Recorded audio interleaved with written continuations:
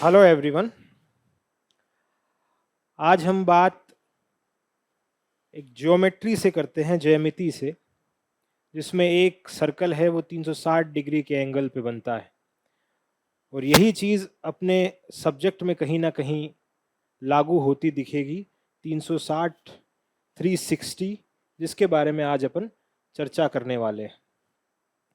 जैसे हमने कहा एक सर्कल है 360 डिग्री के एंगल पे बना, यहाँ हम लिखें नेट, यहाँ लिखें सेट, यहाँ लिखें असिस्टेंट प्रोफेसर और यहाँ लिखें लेक्चरर, स्कूल लेक्चरर। तो इस सर्कल का पर्पस बताने का ये है कि जैसी बहुत सी समस्याएं ये रहती हैं कि कौन से, अगर एपी की वैकेंसी आई है तो तैयारी एपी से शुरू करें, लेक्चरर की साथ में आ गई है तो क्या लेक्चरर से शुरू करें, नेट की आ चुकी है, नेट की कर रहे हैं तो क्या सेट की अलग से करें। तो उसी सिलसिले में अपन आज बात करने आए हैं। वो बात ये है कि क्या अपन एक ही तैयारी से इन सारे एग्ज़ाम की तरफ देख सकते हैं, या इनकी एक साथ प्रिपरेशन हो सकती है, या इन्हें क्रैक कर सकते हैं, या इन्हें एस कर सकते हैं। उसी के सिलसिले में अपन बात करने वाले हैं। और वो ये है कि अपन 360 जो अपना बैच आने वाला है उसमें एक ही तैयारी से आपको बाकी सारे एग्ज़ाम हैं वो कहीं ना कहीं होते हुए नज़र आएंगे। तो हम उसको समझने की कोशिश करते हैं। हम सबसे पहले बड़ा एग्ज़ाम नेट उठाते हैं। क्या उसकी प्रेपरेशन के साथ अपन स्कूल लेक्चरर या बाकी की चीज़ें हैं उनको कहीं ना कहीं एक ही प्रयास में, एक ही कोचिंग से, एक ही जगह से क्या उस चीज़ को एस कर सकते हैं।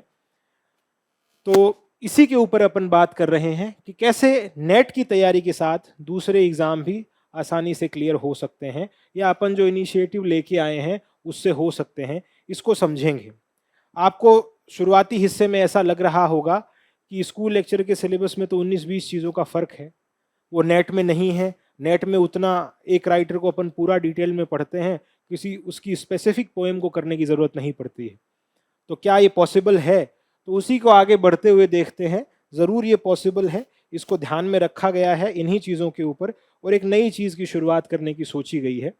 इसे इसके बारे में अपन कल भी बात कर रहे थे कि कैसे पॉसिबल हो सकता है एक प्रेपरेशन से सारी चीज़ें। सेट, नेट, टीचिंग एसोसिएट्स हैं, असिस्टेंट प्रोफेसर हैं, स्कूल लेक्चरर हैं, क्या ये एक से अपन को बनते दिखते हैं? इसी के ऊपर अपन थोड़ी चर्चा करते हैं। सबसे पहले हम यहाँ नेट के सिलेबस को थोड़ा सा देखते हैं।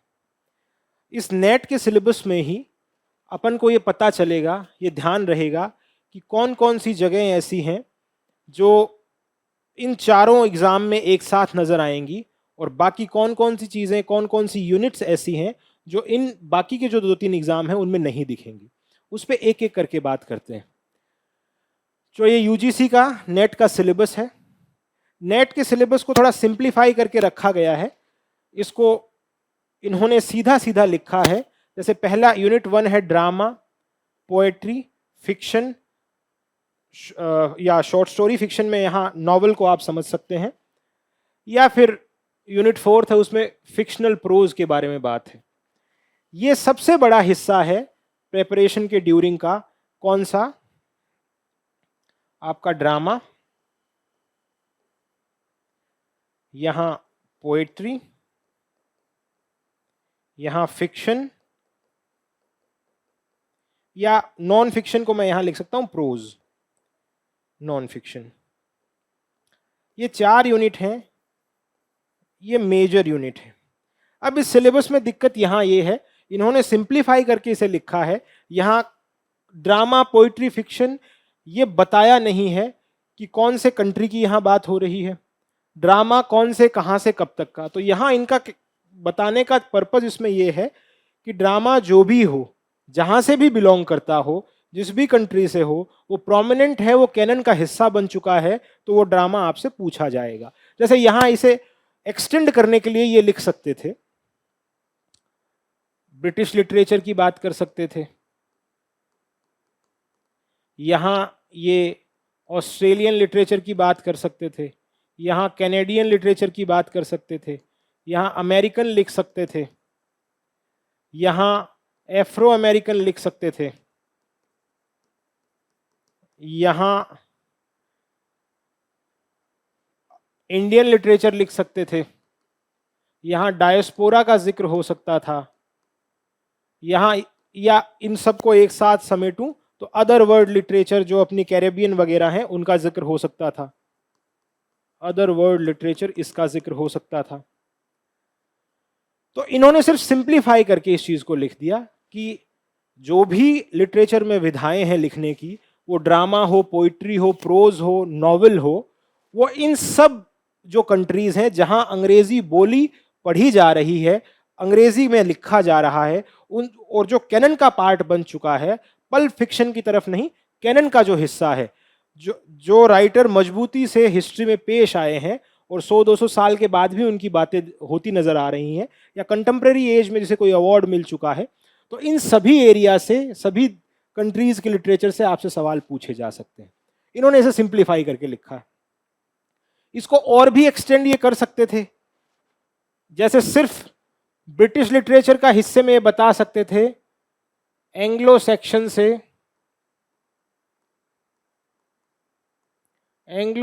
से कंटेम्प्रेरी पीरियड लिख सकते थे, या फिर ये पोस्ट मॉडर्न तक लिख सकते थे। ये ब्रिटिश लिटरेचर का एक हिस्सा हो जाता पूरा पूरा। ऑस्ट्रेलियन में बता सकते थे, अमेरिकन में बता सकते थे, इंडियन में, डायस्पोरा में, अदर वर्ल्ड में, सब में कहीं ना कहीं मेंशन कर सकते थे। इन्होंने सिर्फ सिंप्लीफाई करके चीजों को यहां लिखा है आपके लिए। तो यूनिट 1, 2, 3, 4 हैं, वो खासकर लिटरेचर्स को डोमिनेट करती हुई नजर आ रही है। लिटरेचर इन अ सेंस, यहां क्रिटिसिज्म की बात नहीं है, यहां कोई एज सच थ्योरी वाले हिस्से को नहीं पकड़ा गया है, या लैंग्वेज के एवोल्यूशन पे कोई बात नहीं करी गई है। ये सबसे बड़ा यूनिट और मेजर यूनिट है नेट के सिलेबस में। इस सिलेबस की चर्चा करने का पर्पस अपना ये है कि क्या ये स्कूल लेक्चरर में, क्या ये अपने पास सेट में, क्या ये अपने पास असिस्टेंट प्रोफेसर में यही चीजें ऐसी की ऐसी देखने को मिल रही हैं, या कहीं कम है या कहीं ज्यादा है, कैसी हैं, उस पर बात कर रहे हैं। क्या 360 बैच जिसकी अपन बात कर रहे हैं वो फिजिबल है अपने लिए, वो क्या वैल्यूएबल साबित हो सकता है। तो इसीलिए मैं इस चीज को थोड़ा डिस्कस करते जा रहा हूं। तो यहां इन्होंने एक्सटेंड ना करके सिंप्लीफाई तरीके से चीजों को बताया है। यूनिट 3 तक अपन बात करके आए। यूनिट 4 फिक्शनल प्रोज, जो अपन ने देखा, फिक्शन के यहां 4 चीजों में ड्रामा, पोइट्री, फिक्शन यानी कि नॉवेल समझ सकते हैं, और फिर प्रोज जो चौथी यूनिट है, वो इन कंट्रीज के ऊपर ही कहीं ना कहीं आपस में बात करते, इनके राइटर्स के ऊपर ही सवाल पूछे जाते हैं अक्सर। अगली यूनिट है जो 5th है, वो है लैंग्वेज के ऊपर। लैंग्वेज के बेसिक कंसेप्ट्स क्या हैं, एवोल्यूशन ऑफ लैंग्वेज कैसा रहा है, एंग्लो सेक्शन से लेके अंग्रेजी भाषा है उसका विकास क्रम कैसा रहा है, उसका एवोल्यूशन कैसा रहा है। उसमें पीडागोजी की बात भी आती है। पीडागोजी में जैसे ग्रामर ट्रांसलेशन मेथड है, ड्रिल मेथड है, वो मेथड भी पूछे जाते हैं।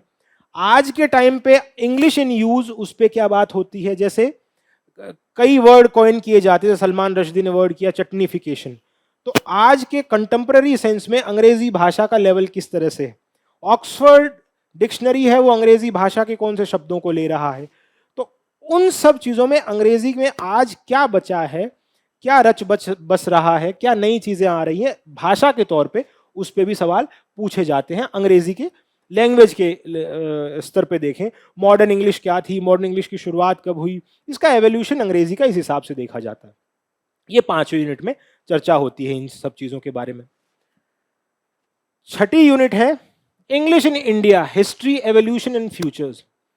हम नेट की परीक्षा है, हिंदुस्तान में अपन परीक्षा के बारे में बात कर रहे हैं, नेट की अंग्रेजी विषय की परीक्षा। तो अंग्रेजी का इंडिया में क्या बोलबाला है, उसका एवोल्यूशन कैसे रहा है, एक कॉलोनियल पीरियड में क्या हाल था, ड्यूरिंग कॉलोनियल क्या था, और आफ्टर कॉलोनियल क्या है। मैकॉले के माइन्यूट से देखते जाएं, उसके बाद अंग्रेजी कैसी रही। तो ये एवोल्यूशन पे अंग्रेजी, कौन कौन सी ऐसी कमिटीज आई, कौन कौन से ऐसे कोई चार्टर एक्ट आए जिसमें अंग्रेजी भाषा या शिक्षा की बात कहीं ना कहीं अंग्रेजी से जुड़ी हुई है, उस पर भी सवाल आते हैं। एक अगला हिस्सा कल्चरल स्टडीज का दिया हुआ है, यूनिट 7 है जो। कल्चरल स्टडीज से यहां मतलब आप मार्क्सिज्म समझ सकते हैं, ऐसा हिस्सा जो कहीं ना कहीं हमारा जो कल्चर है उसको नापने और खोजने की कोशिश करता है कि वो कहां कहां से, उसमें क्या क्या चीजें दिख रही हैं, उसमें बुर्जुआ है, उसमें प्रोलिटरेट है, उसके अंदर कौन कौन सी चीजें ऐसी नजर आ रही हैं जिसमें मार्क्सिस्ट क्रिटिक हैं, वो क्या सोच रहे हैं इसके बारे में, न्यू हिस्टोरिसिस्ट क्या सोच रहे हैं, हिस्टोरिसिस्ट हैं वो क्या सोच के आए थे। तो इस तरह के कल्चरल स्टडीज के अंदर चीजें देखने को मिलती है। इसे मोटा मोटी अपन कई बार थियरी के हिसाब से ही पढ़ते हैं, जैसे कल्चरल थियरी भी बोल दिया जाता है इसी कल्चरल स्टडीज को।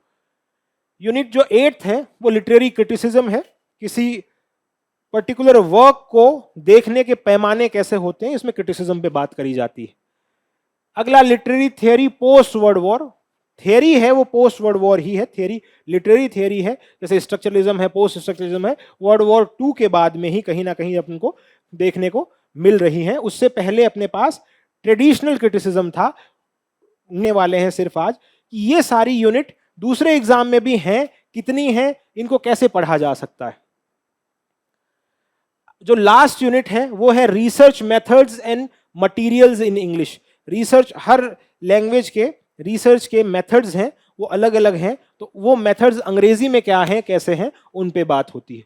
तो ये 19-20 हमारा एक सिलेबस है जिसको अपन ने मोटा मोटा इस नजरिए से देखा है, ताकि हम आगे जो 4 एग्जाम अपन ने बताए, नेट का, सेट का, एपी का, और इसके साथ साथ हमने स्कूल लेक्चरर की बात करी, उसमें सबसे बड़ा सिलेबस नेट का उठाया है अपन ने, और ये कहां कहां अपन को दूसरे एग्जाम में देखने को मिल रहा है, तो इस पे अपन बात कर रहे हैं। एक बार सिलेबस को अपन ने ऊपर ऊपर से डिस्कस किया है।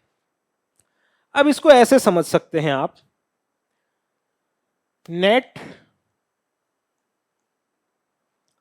यहां अपने पास है सेट, यहां अपने पास है असिस्टेंट प्रोफेसर, और यहां अपने पास है लेक्चरर।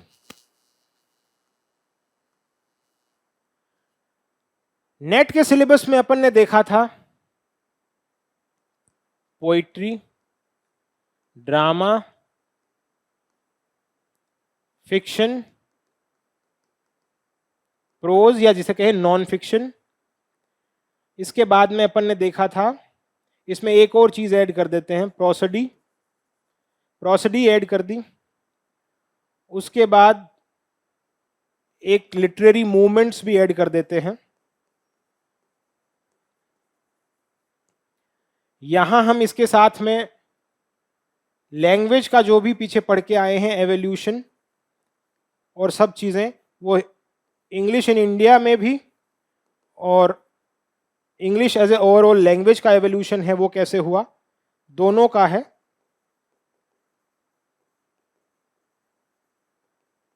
यहां हम लिटरेरी थियरी,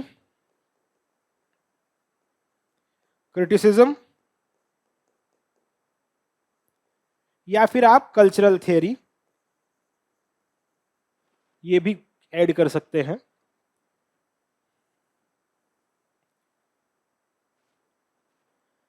अगला जो हिस्सा था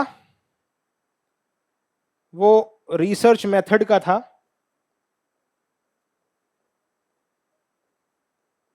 रिसर्च मेथडोलॉजी, इसके ऊपर बात करी थी। यही सारी चीजें आप देख रहे होंगे, हम चर्चा करके आए हैं। ये सिलेबस की 10 यूनिट है।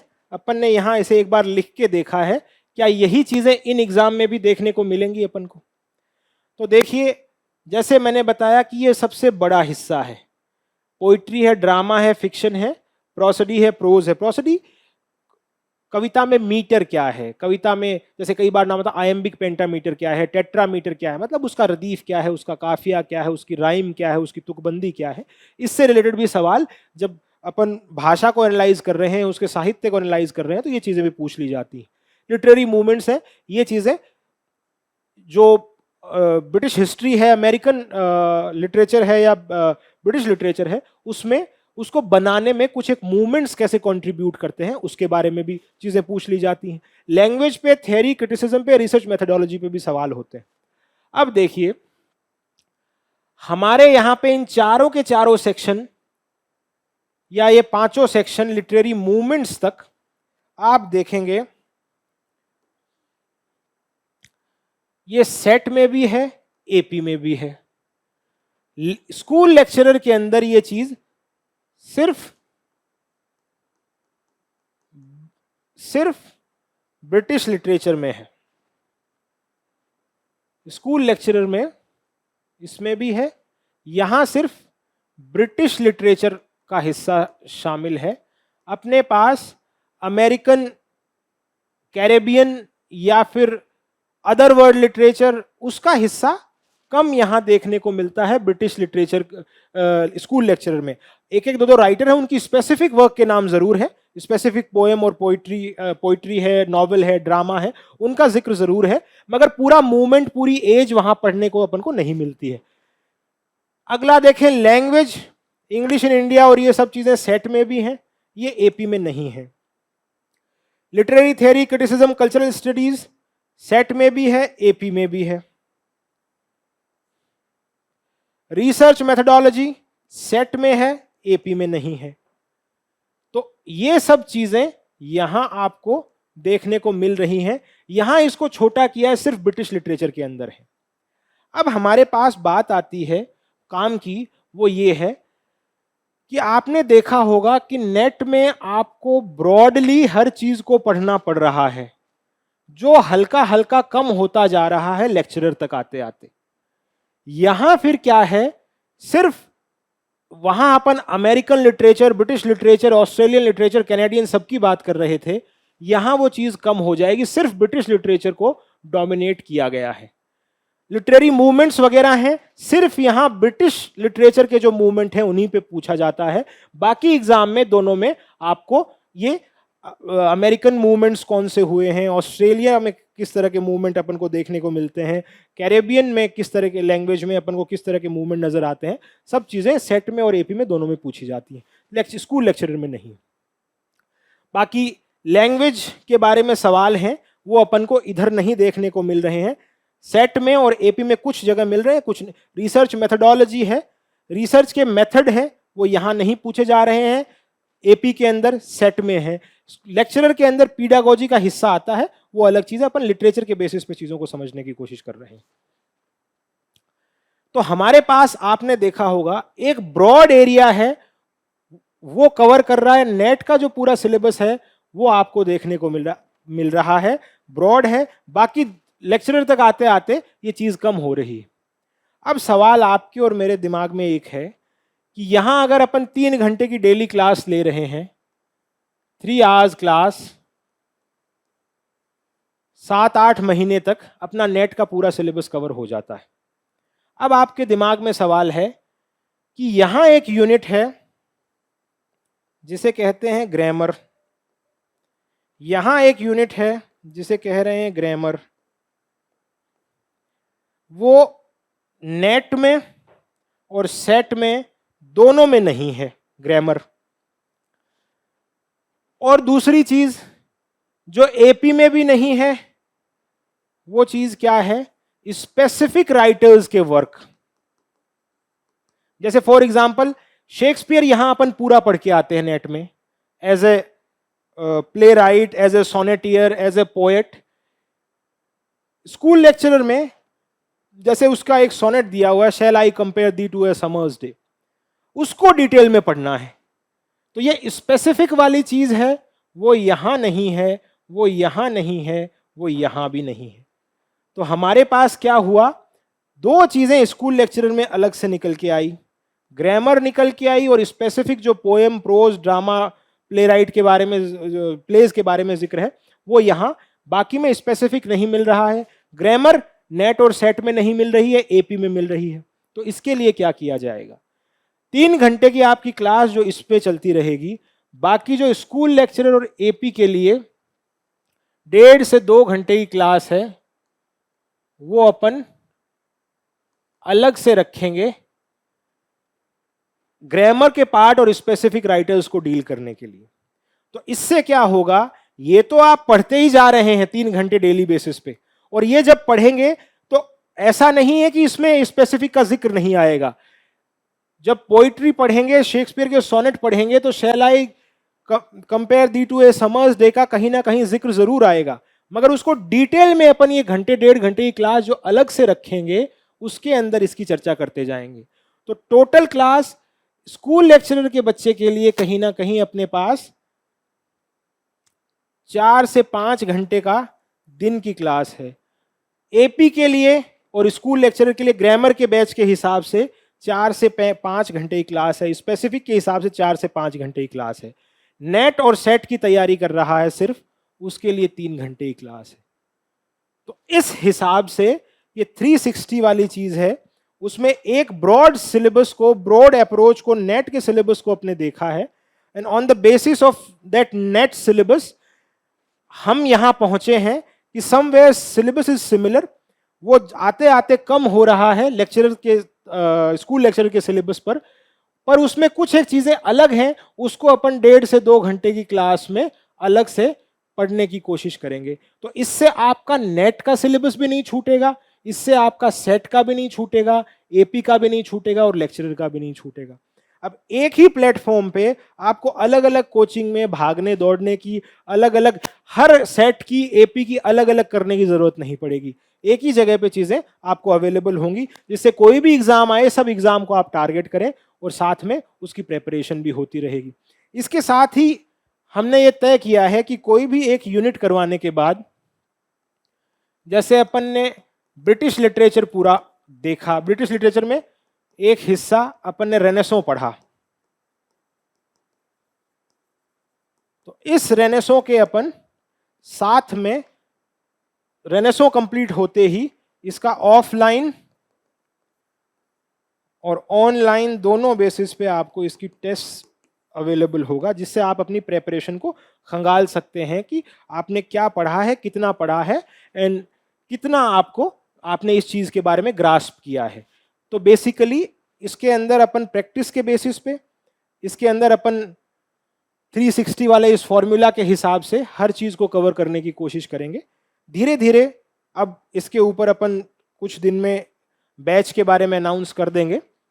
तो ये अपनी अप्रोच रहेगी, जिससे अंग्रेजी को समझने की ये डर, जो खौफ है आपका कि एक ही एग्जाम सिर्फ स्कूल का ही दें, ऊपर वाले एग्जाम दूसरे ना दें, उससे भी आप बाहर निकलेंगे और कहीं ना कहीं आपके लिए रास्ता बनेगा।